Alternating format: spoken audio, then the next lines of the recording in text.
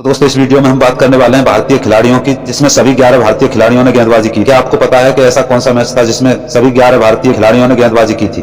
क्या आपने किसी मैच में कप्तान को अपने सभी बल्लेबाजों से भी गेंदबाजी कराते हुए देखा है? नहीं देखा ना। आमतौर पर कप्तान अपनी टीम में 5 या 6 गेंदबाज रखता है और जरूरत पड़ने पर कभी कभी किसी बल्लेबाज से गेंदबाजी करवा लेता है, लेकिन किसी भी मैच में 11 खिलाड़ियों से गेंदबाजी नहीं करवाई जाती है। पर टेस्ट इतिहास में एक ऐसा मुकाबला हुआ जिसमें भारतीय टीम के सभी 11 खिलाड़ियों ने गेंदबाजी की थी। इस मैच के बारे में आज हम आपको बता रहे हैं। यह मुकाबला मई 2002 में सेंट जॉन्स में भारत और वेस्ट इंडीज के बीच खेला गया था। इस मुकाबले में भारतीय टीम के सभी खिलाड़ियों ने गेंदबाजी की थी। विकेट कीपर बल्लेबाज अजय रात्रा को भी इस मुकाबले में ग्लव्स उतारकर बॉलिंग करनी पड़ी थी। उस समय भारतीय टीम के कप्तान सौरव गांगुली थे। भारतीय टीम ने 9 विकेट पर 513 के स्कोर पर पारी घोषित कर दी थी। वेस्ट इंडीज की टीम ने पहली पारी में 629 9 विकेट गंवाकर पारी घोषित की।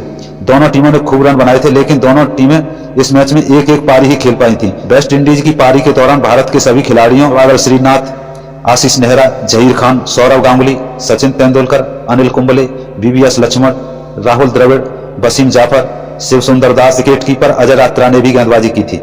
इस मैच में वीवीएस लक्ष्मण ने 17 और द्रविड़ ने 9 ओवर फेंके थे और दोनों बल्लेबाज एक एक विकेट निकालने में भी कामयाब रहे थे। वहीं सचिन तेंदुलकर ने भी 2 और वसीम जाफर ने भी 2 विकेट चटकाए थे, लेकिन यह मैच ड्रॉ रहा था। ऐसे ही वीडियो देखने के लिए हमारे चैनल को सब्सक्राइब कर लें। वीडियो अच्छा लगा तो हमारे वीडियो को लाइक करें।